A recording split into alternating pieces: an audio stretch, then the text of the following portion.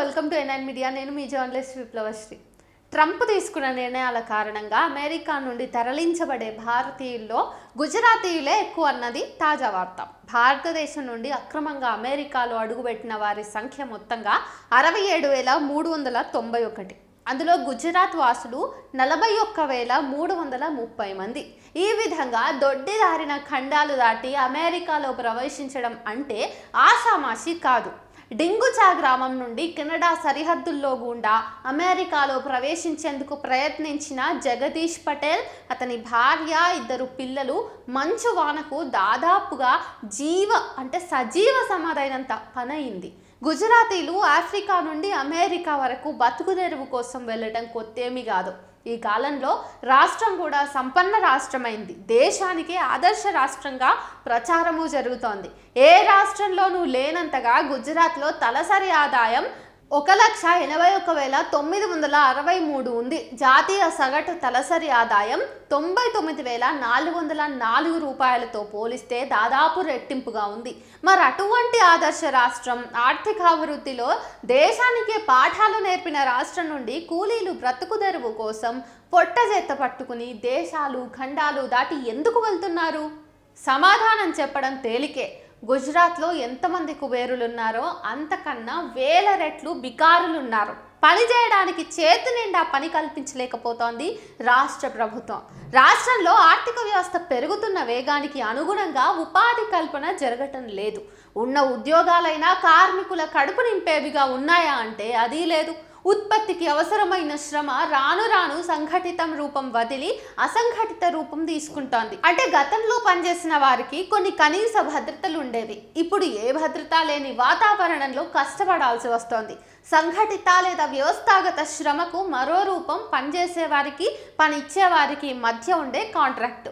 ఈ కాంట్రాక్టులు ఏదో ఒక స్థాయిలో రాతపూర్వకంగా ఉంటే అందులో కార్మికులకు 1-2 హక్కులు ఉంటాయి. 2022లో కేంద్ర ప్రభుత్వం విడుదల చేసిన కార్మిక సర్వే గుజరాత్లో నోటి మాటే కాంట్రాక్టుగా పనిచేసే కార్మికులు 72% ఉన్నారు.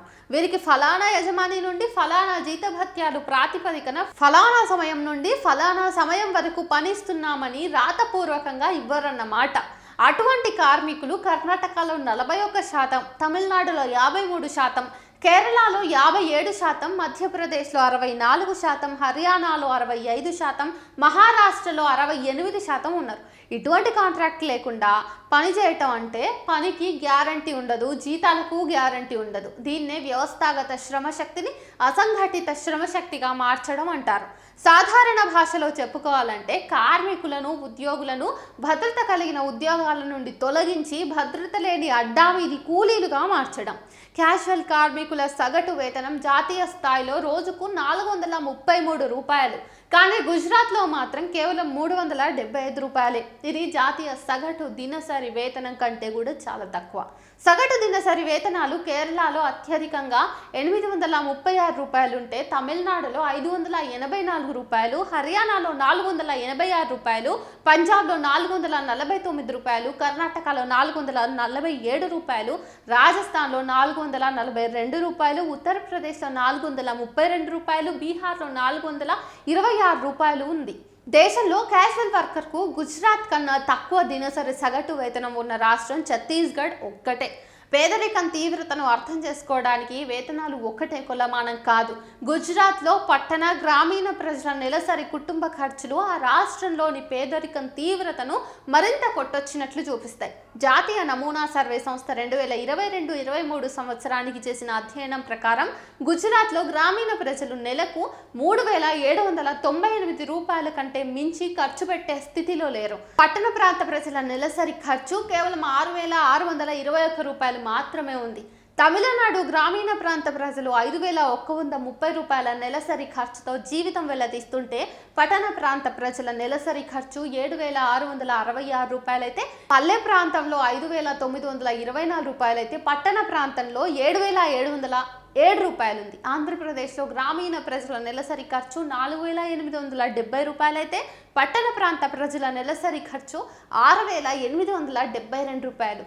హర్యానాలో గ్రామీణ ప్రాంతంలో నెలసరి ఖర్చు 4,859 రూపాయలు ఉంటే పట్టణాలలో 7,900 రూపాయలు ఉంది. మహారాష్ట్రలో గ్రామీణ ప్రాంతంలో నెలసరి ఖర్చేమో 4010 రూపాయలు ఉంటే పట్టణ ప్రాంతంలో 6657 రూపాయలుగా ఉంది. పేదరికాన్ని మరింత సమగ్రంగా అర్థం చేసుకోవడానికి ఐక్యరాజ్య సమితి బహుముఖ దారిద్ర్య సూచిని రూపొందించింది. ఈ సూచిక కేవలం ఒక కుటుంబం నెలకు చేసే ఖర్చుతో పాటు కుటుంబంలో విద్య, వైద్యం కోసం పెడుతున్న ఖర్చులను కూడా లెక్కలోకి తీసుకుంటుంది. వీటన్నింటినీ కలిపి చూస్తే గుజరాత్ ఈ సూచికల్లో అత్యంత దిగువ స్థానాల్లో ఉంది. గుజరాత్, బెంగాల్ దురవస్థ విషయంలో పోటీ పడుతున్నాయి. మిగిలిన రాష్ట్రాల్లో పేదల పరిస్థితి ఈ రాష్ట్రాల కంటే ఎంతో కొంత మెరుగ్గానైనా ఉంది. గుజరాత్లో ఆహార భద్రత లేని కుటుంబాలు రాష్ట్ర జనాభాలో 38% ఉన్నాయంటే అర్థం చేసుకోండి బీజేపీ పాలన. గుజరాత్ కంటే ఎక్కువ మంది ఆకలితో ఉన్న రాష్ట్రాలు బీహార్, జార్ఖండ్లు మాత్రమే. దేశంలోనే అత్యధిక తలసరి ఆదాయం ఉన్న రాష్ట్రంలో అత్యంత కటిక దారిద్ర్యం ఎలా పెరిగిపోయిందంటారు? ఈ కటిక దారిద్ర్యాన్ని అధిగమించే ప్రయత్నంలోనే ప్రజలు ఎంతో కొంత మెరుగైన జీవితాలను ఆశించి అక్రమ మార్గాల్లోనో సక్రమ మార్గాల్లోనో ఇతర దేశాలకు వెళ్ళి బ్రతకడానికి సిద్ధమవుతున్నారు.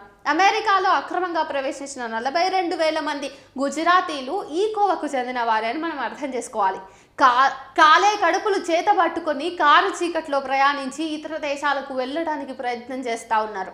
ఈ పరిస్థితికి కారణాలు తెలుసుకోవాలంటే 2001 తర్వాత మోడీ నాయకత్వంలో గుజరాత్ ప్రయాణించినటువంటి ఆర్థిక అభివృద్ధి మార్గాన్ని అర్థం చేసుకోవాలి. 2001 నుండి 2014 మధ్య కాలంలో గుజరాత్ విద్యా, వైద్య, గ్రామీణాభివృద్ధి రంగాలను గాలి కొదిలేసి కేవలం పారిశ్రామిక వృద్ధి లక్ష్యంగా మౌలిక వసతులు, పెట్రోకెమికల్ కాంప్లెక్స్లు కట్టుకుంటూ పోయారు.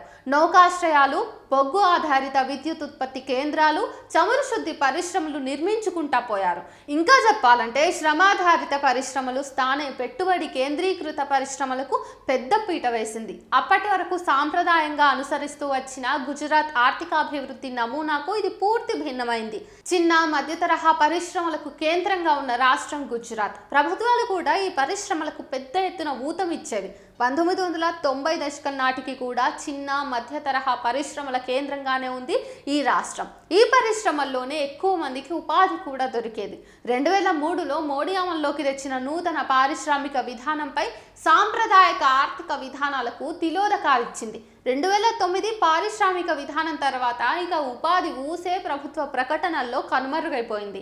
రాష్ట్రంలోని పారిశ్రామిక వాడల్లో భారీ పెట్టుబడులు పెట్టేందుకు అవసరమైన చట్టపరమైన అడ్డంకులు తొలగించే లక్ష్యంతో గుజరాత్ ప్రత్యేక ఆర్థిక మండళ్ల చట్టాన్ని మోడీ ప్రభుత్వం ఆమోదించింది.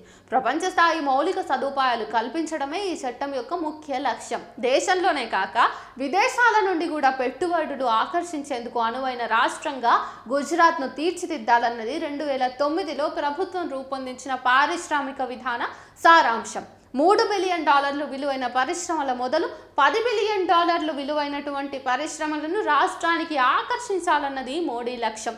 ఈ ప్రాజెక్టుల ద్వారా ప్రభుత్వం కల్పించదలుచుకున్న ఉపాధి అవకాశాలు కేవలం 2,000, అంటే 5 లక్షల పెట్టుబడికి ఒక్క ఉద్యోగం అన్నమాట. ఈ విధానం ద్వారా శ్రమాధారిత ఆర్థిక వ్యవస్థ, స్థానే పెట్టుబడి కేంద్రీకృత ఆర్థిక వ్యవస్థకు మోడీ పాలనలో పునాదులు పడ్డాయి. ఆ స్థాయి పరిశ్రమలు ఆహ్వానించాలంటే వాళ్ళు అడిగినంత భూమి అడిగిన పద్ధతుల్లో అందజేయాలన్నది 2009 నాటికి మోడీ విధానంగా ఉంది. ప్రత్యేక ఆర్థిక మండళ్ల కోసం లేదా ప్రైవేటు పరిశ్రమాధిపతులకు అమ్మటం లేదా 99 ఏళ్లకు లీజుకి ఇవ్వడానికి వీలుగా చట్టాలు, నియమాలు రూపొందించింది మోడీ ప్రభుత్వం. నూతన పారిశ్రామిక విధానం రైతాంగంతో పాటు కార్మికులను కూడా దెబ్బతీసింది. 1990 దశకం వరకు ప్రభుత్వం నుండి సహాయ సహకారాలు పొందాలంటే ప్రతి పరిశ్రమకు కనీసం 100 మంది శాశ్వత ఉద్యోగులను నియమించుకోవాలన్న నిబంధన ఉండేది. మోడీ హయాం వచ్చేసరికి ఈ నిబంధన రద్దు చేసి 100 మందికి పని చూపిస్తే చాలు అన్న కొత్త నిబంధన అమల్లోకి వచ్చింది. గుజరాత్ ప్రభుత్వం అమలు చేసినటువంటి నూతన పారిశ్రామిక విధానం పిడికెడు మంది పారిశ్రామికవేత్తలకు, గుత్తాధిపత్తులకు మేలు చేసింది తప్పిస్తే గ్రామీణ పేదలు, రైతాంగము, కార్మికులకు తీరని అన్యాయాన్ని చేసింది. ఈ విధానాల వలన 2013 నాటికి దేశంలోనే అత్యధిక పెట్టుబడులను ఆహ్వానించిన రాష్ట్రంగా ఎదిగింది. కానీ ఉపాధి కల్పనలో మాత్రం పరిస్థితి నానాటికి దిగజారిపోతా ఉంది. ఏతావాతా చూస్తే ఉపాధి ఆధారిత పారిశ్రామిక విధానం కాస్త ఉపాధి రహిత పారిశ్రామిక ఉత్పత్తి విధానంగాను, కార్మికుల ఆకలి తీర్చే పారిశ్రామిక విధాన స్థానంలో పెట్టుబడిదారుల లాభార్తి తీర్చే పారిశ్రామిక విధానంగాను మారింది.